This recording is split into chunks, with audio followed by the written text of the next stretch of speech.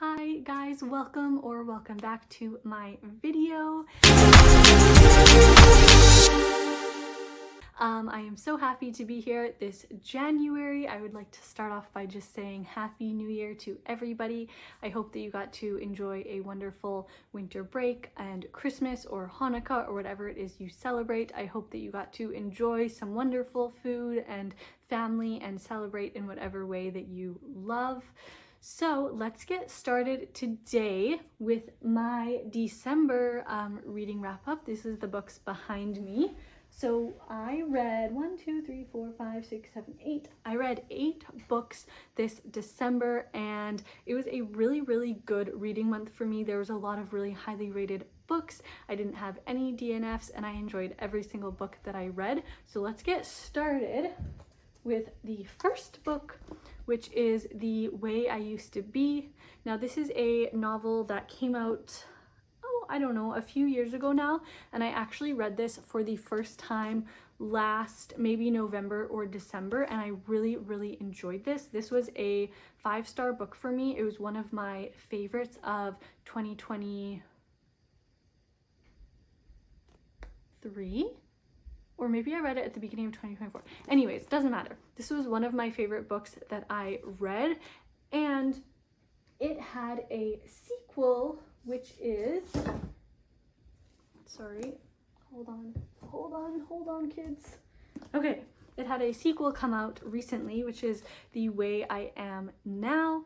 So because I loved this book so much and the sequel was coming out, I did a reread, and this book did not disappoint for the second time.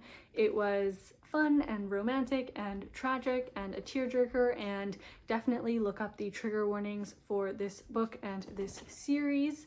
But I reread this one, 5 stars before, 5 stars, still one of my favorites. I just really connected to the characters and the story and the trauma and the drama. I was such a big fan. So I went into the second book with pretty high expectations, and I will say it did not disappoint. I just absolutely am obsessed with these characters and their stories. The main girl, Eden, and her romantic companion, Josh, are 2 of my favorites from any book. This is kind of a YA series. They're in high school all throughout the first book, and then the second book is like just the endings of high school and into university. So it is kind of a younger audience, but it does have some spice and a lot of traumatic situations. So again, look up the trigger warnings if this is something you're interested in. But I just absolutely love this book. I love to see the continuation of Eden and Josh's story. It had the same really relatable and terribly annoying things happening in this book. It had a lot of the trauma, a lot of the tears and sadness, and I love this book as well. I gave it a 5-star as well. So this is a little 5-star duology that I highly recommend if it is something you think you're up for after looking up the trigger warnings. So that is how my month started, and I was feeling like I was on the biggest high. I was so excited. I was so happy that that book was another 5 stars and it didn't disappoint. I'm always very worried about that when there is like a continuation, a duology, like an added book that wasn't necessarily necessary. So I was very happy about that. Then the next book that I read was a very similar situation, which is If Only I Had Told Her. Now this is the second book after If He Had Been With Me. Now I really enjoyed If He Had Been With Me. That was another book that I absolutely loved. I think I gave that one a 4.5 or 4.75 stars. I was a big fan of that book. It's another YA, like set in high school, trauma, drama, tearjerker. Not as much like trauma, I would say, as this one. However, kind of a different kind of trauma. If you know, then you know. Again, if these are books that you're considering reading, I would just say to look up the trigger warnings for both of them. But anyways, this is the companion, or sorry, the sequel, I guess. And unfortunately, unlike The Way I Am Now, this one it just did not hit. It was not very good. this was separated into 3 parts with 3 different perspectives. The first perspective was from one of the main characters in the first one, but it was kind of going over events that had already happened, which is something that I generally don't like when it's just same events, different perspective. It gets quite boring and repetitive for me, so I didn't love that.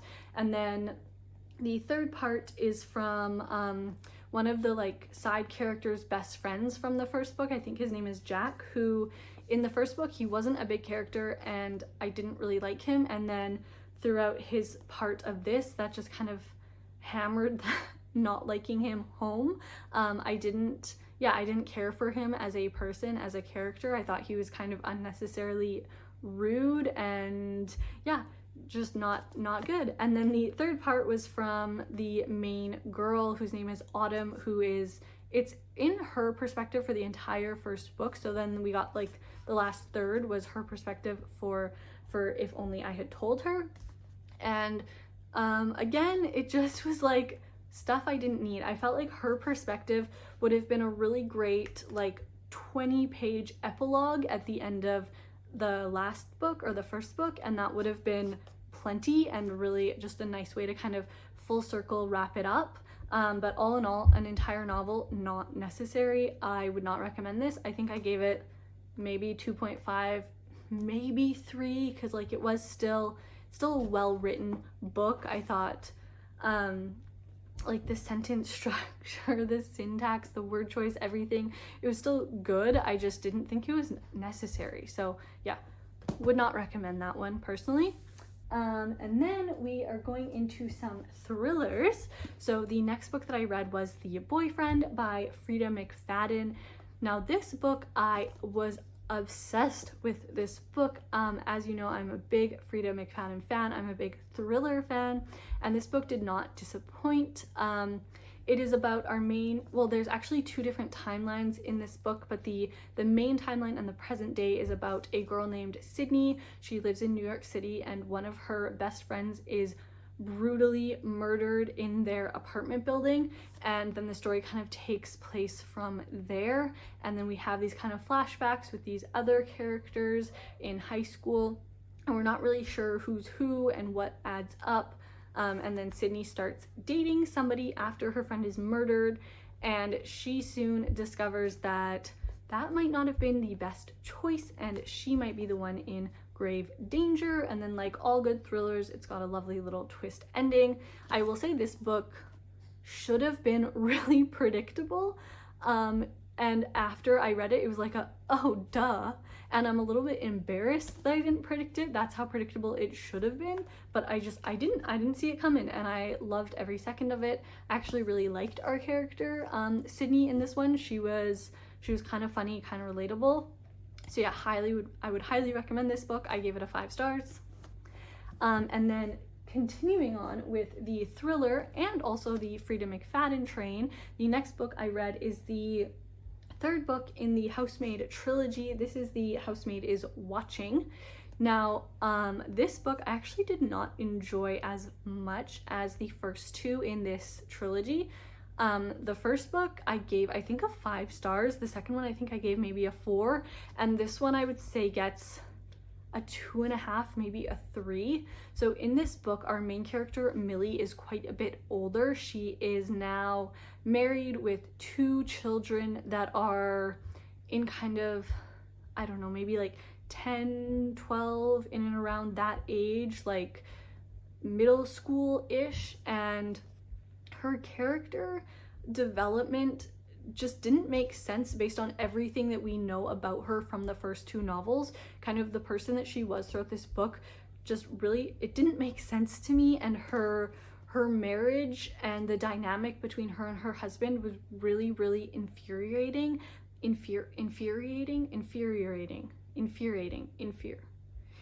was really annoying.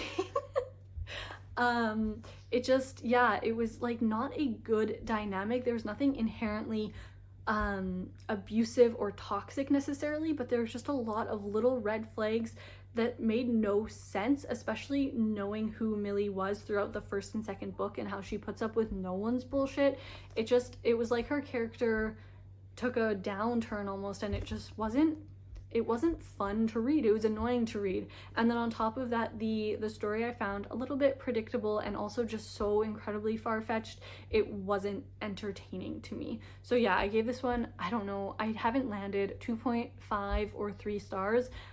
I will say though, if you read the first and second book and really enjoyed it, it is still worth picking this one up to kind of get the full trilogy experience, and I am happy that I read it. So maybe for that reason I will give it a 3 stars, even though it wasn't my favorite and I had some issues with it. So yeah, maybe that's where we are, 3 stars. And then the next book that I read was another thriller. This is The Maidens by Alex, I don't know how to say his last name, Michaelides. So this is the author of The Silent Patient, which is a book I read a few months ago that I was absolutely obsessed with. Such a big fan of The Silent Patient, so I was really excited to pick up another book by this author. I will say this one, in terms of The Silent Patient, it did disappoint a little bit. With that being said, I did still enjoy this novel. So this is about a woman named, I think Mariana, yeah, and she is of Greek heritage, living now in England, and she has a former, I think, husband or fiance who died tragically, and it is about her grief. And she's also a therapist that does group therapy out of her house, and she's got these kind of patient or two that are really weird and stalkery, and she can't really set boundaries now that she's dealing with this incredible grief from losing her significant other.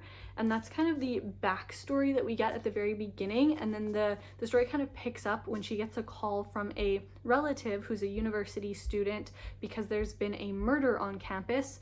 This young girl, her best friend, was brutally murdered, and so Mariana goes to their college campus, which is where her and her now deceased spouse, I think, used to go to school. And so all of these old memories are coming back, and then she kind of takes on the role of like amateur sleuth trying to find out what happened, and there's all of these creepy characters, and it was really interesting. I'm glad that I read this book. I will say there was just a few like kind of lulls in the story. I think at the very beginning it didn't hook me enough at the very beginning, and then kind of throughout the middle there was a few like just like lulls that were a little bit boring, that in a thriller is like, to me, not acceptable in a way, because thrillers are supposed to be, in my opinion, just really fast-paced and go and twisties and turnies and just keep you on the edge of your seat and entertained. So that lull kind of took me out of the story. However, I still gave this a 3 stars. I enjoyed the story as a whole. I just think it could have been either a little bit shorter or changed up a few things so that it was a bit more entertaining. Now, the next book that I read throughout December is I Only Read Murder. Now, this is kind of a like funny thriller, sort of like a funny cozy mystery. It's got like a fun twist at the end. So it is about this former actress, like this former TV actress who played, I think, like a detective or a crime solving something on TV, and she goes to this small town, and I think she's in a production like in the live theater of this small town, and then somebody is murdered on stage in front of everybody, and then it just kind of tumbles from there as our characters try to solve the case in real life. And it is just really a funny story with a little bit of a twist. It's like, yeah, definitely cozy mystery, but then it's also got this comedic element. I really enjoyed this book. It's not something I read often, this kind of like sub-genre of mystery but comedy, and I really enjoyed it. I gave this a 4 stars, and I would definitely recommend if that sounds like something you're interested in.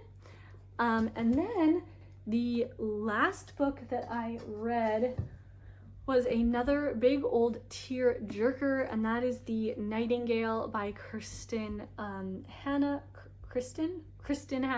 Sorry.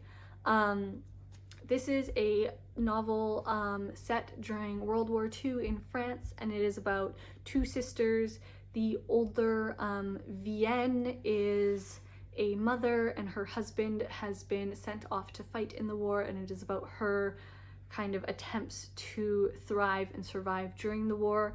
And then her younger sister, who is what is her younger sister's name? It's like Isabel or something like that. This is gonna drive me crazy now. What is your name? What is your name? Vienne.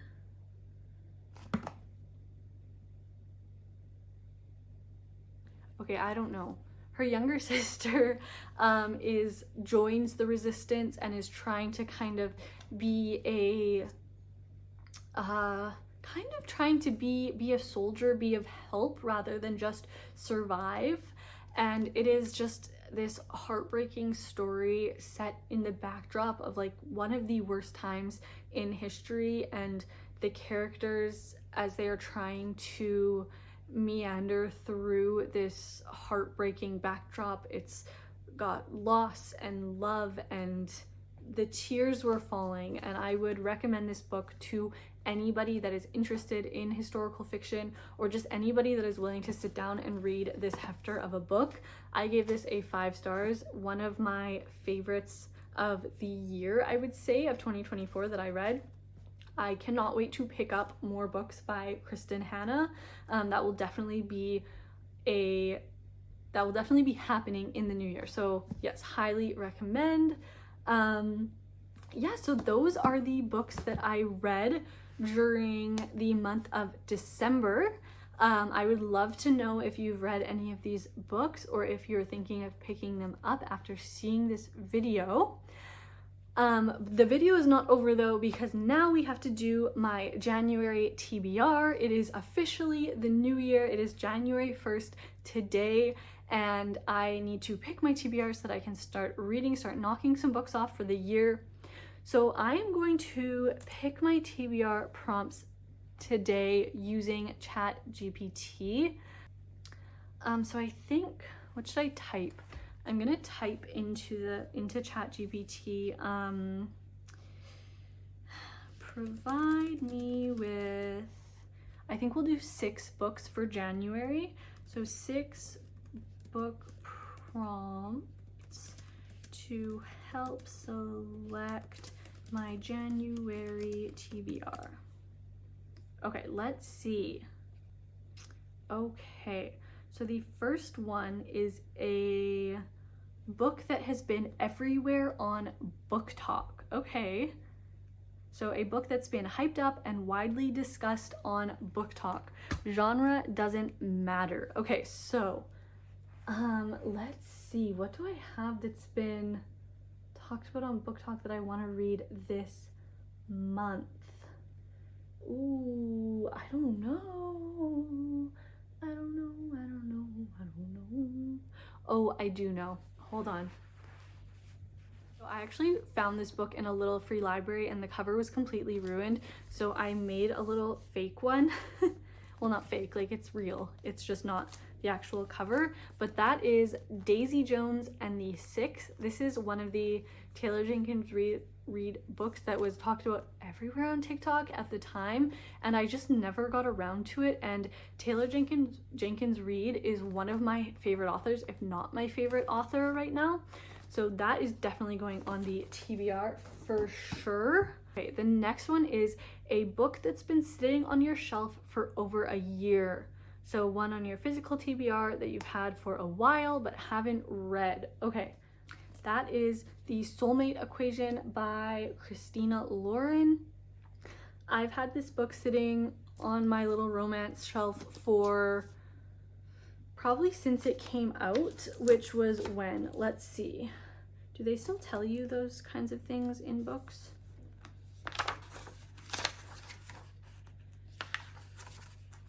Oh. 2021. This book came out in 2021, so yeah, I've probably had it sitting on there for that long.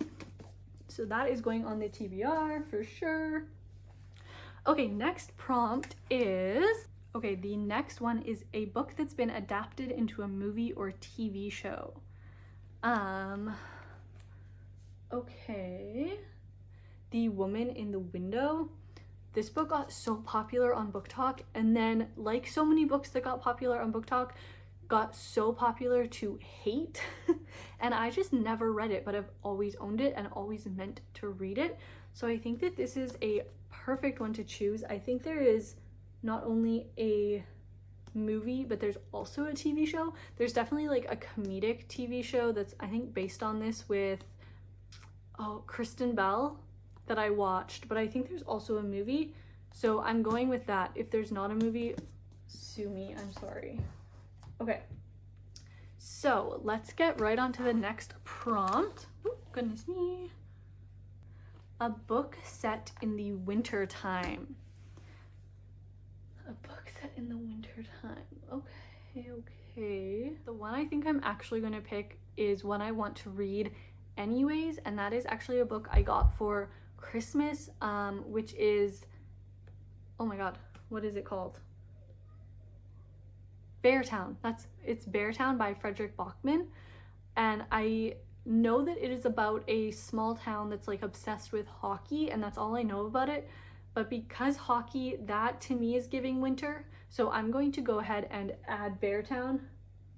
I don't have the physical copy right now because it's not with me right now, but I will have it in the next couple of days. So let's just pretend Beartown, and yeah, Beartown. Okay, so that is 4. Let's do 2 more. Okay, let's see. Oh, this is a good one. Okay, a classic book that you haven't read yet that's been sitting on your TBR for a while. Okay, I have a huge classic TBR. If you don't know, I studied English Lit in university, and I've always been a big reader of classics, and because of that, I've bought so many throughout the years. I also steal them from the little free libraries every chance I get, thinking I will read them one day, and I knock a few off every year, but I need to really get more knocked off, so that is like the perfect prompt. So let's go pick one that fits January. Okay, so the classic that I chose is The Portrait of a Lady by Henry James. I am a little bit worried about this one because it is thick, to say the least. This is over 600 pages, and the words are tiny in true classic fashion. So I'm a little bit worried, but we are going to give it a go. If you don't know, Henry James wrote kind of in the late 1800s, or when most of his novels were published. He has another one that's a little bit more like spooky, which is kind of about ghosts, called Turn of the Screw, that I read quite a few years ago now, and I recommend a lot. So I'm hoping that this is a little bit of an easier read, even though it is older and it is a classic, so we shall see. But yes, we have The Portrait of a Lady. And then let's do one more. Hopefully we can find a shorter one. Okay, the last prompt is a YA book that is sure to make you cry. The book that I picked up is The Almost Moon by Alice Sebold. She wrote The Lovely Bones, which is one of my favorite YA books. It's also a really, really good movie. And The Lovely Bones is super sad, so I'm just kind of assuming that this is as well. The little quote is, a haunting, searing novel, brilliantly paced. Haunting is giving sad, so I'm gonna stick with this one for the 6th and final book on my TBR. So let's just do a little peekaboo here. We have Daisy Jones and the Six, The Soulmate Equation, The Woman in the Window, The Portrait of a Lady, The Almost Moon, and then of course Beartown by Frederick Bachman, which is definitely the one I'm most excited about. So that is going to be my January TBR. I am so excited to be in 2025. Thank you so much for watching today's video. I hope that you found it entertaining. Let me know if you've read any of the books that I read in December and what your thoughts were. And then as well, let me know if you have read or will be reading any of the books that I have on my January TBR. Let me know what your thoughts are, but no spoilers, because I'm going to be doing my best to dive into these this month. So again, thank you so much for watching. You guys know what to do, all the YouTube things, like, comment, subscribe, and thank you again. We will see you in the next video.